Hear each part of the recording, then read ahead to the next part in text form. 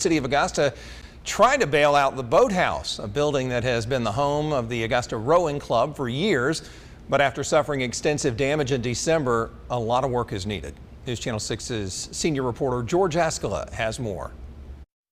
The Augusta Rowing Club is at home on the water, but it hasn't been able to be at home at the Boathouse for months after water pipe breaks in December. Luckily, it wasn't worse. There wasn't a lot of equipment damage.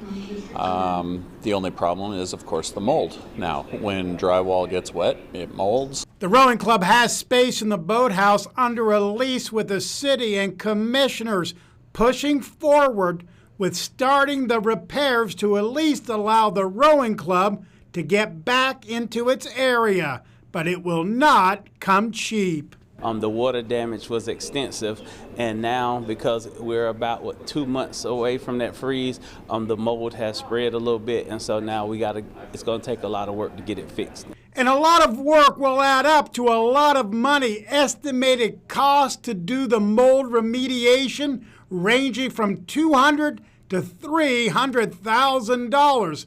But the city will be going out for additional bids.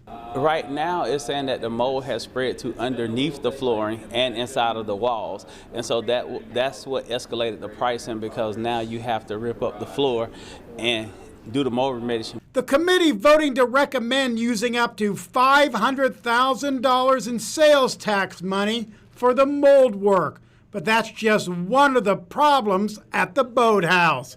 Officials saying the entire scope of repairs could run as much as $6 million. In Augusta, George Ascala, WJBF, News Channel 6.